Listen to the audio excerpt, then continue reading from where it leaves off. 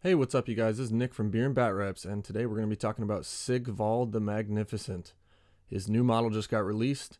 Well, not released, showcased by GW, and it looks amazing.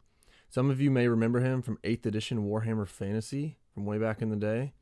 His nice little fine cast model, and he had his own novels as well.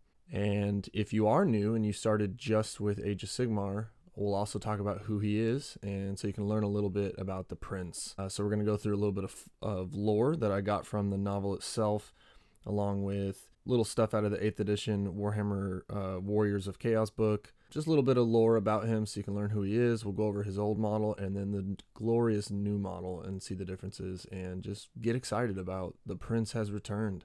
I love when they bring back old models like Gotrek into the new world. So let's take a look. Sigvald the Magnificent, known also as Prince Sigvald, the Geld Prince, and also the Prince of the Decadent Host, is amongst the most infamous of Slaanesh's favored servants of the old world. He was made legendary by his prowess on the battlefield and his disturbing yet angelic beauty. Though he appears to be little more than 16 summers of age, Sigvald the Magnificent has blighted the world for over 300 years. The personification of beauty on the outside but rot within, the Geld Prince rides at the head of an army, utterly devoted followers who would give their lives for him without a second thought.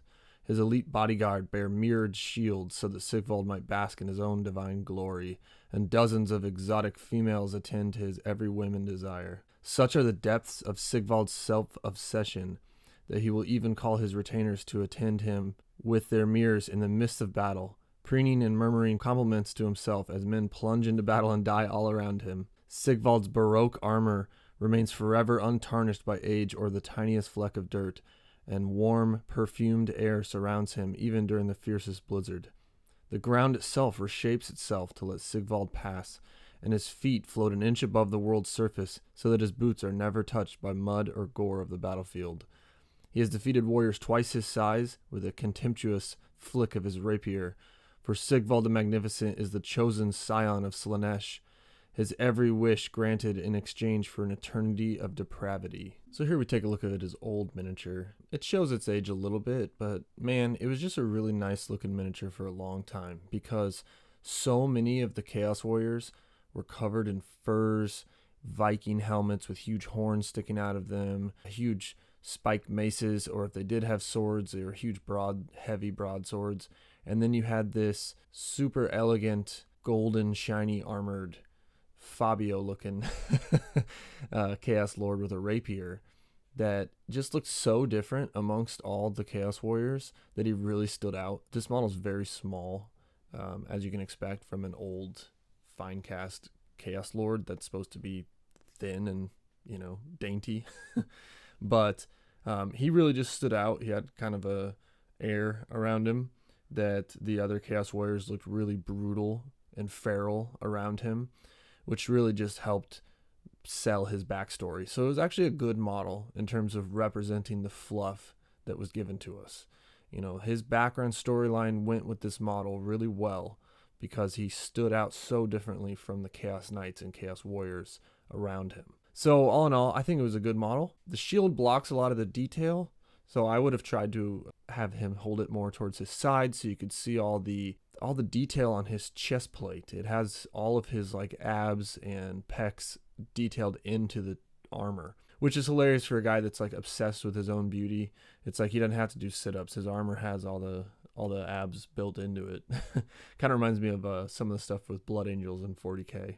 But yeah, let's take a look at the new one and see how it's improved upon its old cast. Wow. Okay, right off the bat, way more dynamic. They give a much bigger base, which is huge for making the model seem more imposing on the table and draw your eye to it, which is a big deal. He no longer skips leg day. His thighs look a lot thicker than they were on the last model.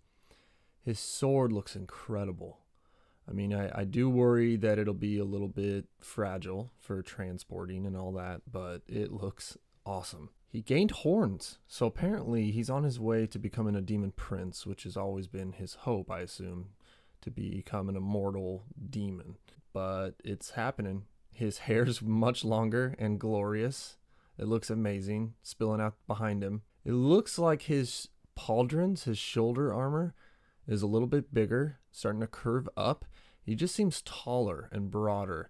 Now, I know Warhammer's going for bigger models at this point, but it kind of works in the fluff because he's slowly becoming a demon prince, as you can see by the horns that he's now sprouting out of his forehead. Huge horns. His cloak is awesome coming out behind him. His whole stance kind of reminds me of the assassin from Dark Elves. It was like jumping with its cloak all spilling out behind it, floating in the air like he's jumping through the air, kind of like Assassin's Creed to jump on someone's back. Kind of gives me that look, but he still just looks very regal. In the fluff, he floats right above the battlefield so his boots don't get muddy, but it still looks like he's walking, kind of like Legolas walking on top of the snow in Lord of the Rings. It would have been cool if they could kind of somehow have him floating right above it. I don't know how they would do that. You know, they managed to make the Etherion model look like it's just a bunch of armor with no one wearing it, which was really cool. His shield is epic. Same shield. They did a good job there. But the shield itself looks much smaller because he is much, much bigger. So he's more imposing. He's much thicker and stronger and taller and broader. But his sword is still a lightning fast rapier. So this could be a dangerous model. They might give him amazing stats. I kind of expect them to after seeing how powerful they made Gotrek and Ragnar. All these other older models that had their own novels that now suddenly get these new epic plastic models, they've all been really, really good. So I'm expecting this to be really, really good. Here's a nice picture of him standing in front of all the new Slaanesh models. They look pretty good. I could see why a lot of Slaanesh fans are going to want these and are excited about them. Personally, I'm not the biggest fan. I always like the contrast between him and the Nordic, Viking, dirty-looking Chaos Warriors. So you'd have him shining almost like a beam of light is coming from the heavens, pointed at his shiny armor, surrounded by muddy, dark, Viking, black-armored, fur-covered Chaos Warriors. And that was the imagery that I really like. Same with the new Keeper of Secrets. You have that next to all the Chaos Warriors, and it really stands out. So I don't think I'm going to be buying all these new Slaanesh units. I think I'm going to be starting an army with him, leading a normal Slaves of Chaos force. I'm hoping that, or Slaves of Darkness, sorry. I'm hoping that that'll be allowed and that you don't have to just build a whole army of these new Slaanesh units, but we'll see. So we get a nice close-up of his face, his shield, his hand holding the rapier. It almost looks like it has more of his glorious hair wrapping around his hand, just built into the hilt of the sword, which is hilarious. And just another nice close-up of him on his new epic base. It's great.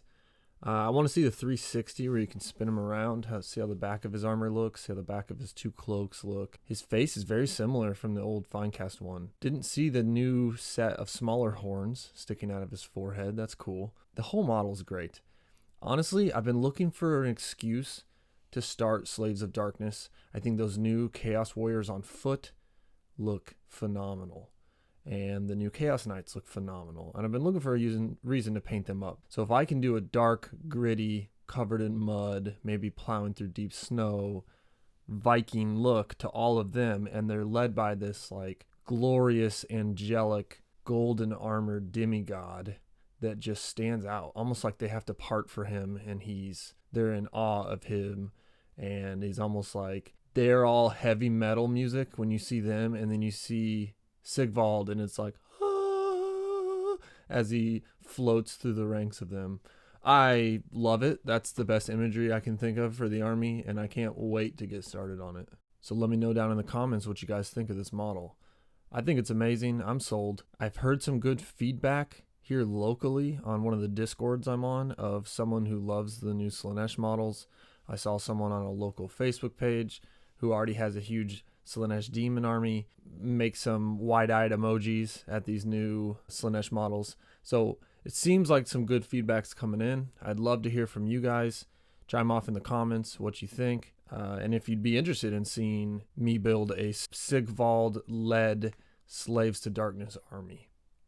This is Nick from Beer and Bat Reps. If you enjoy this type of content, hit like to help us with our algorithms. Subscribe. Tune back in for more, guys.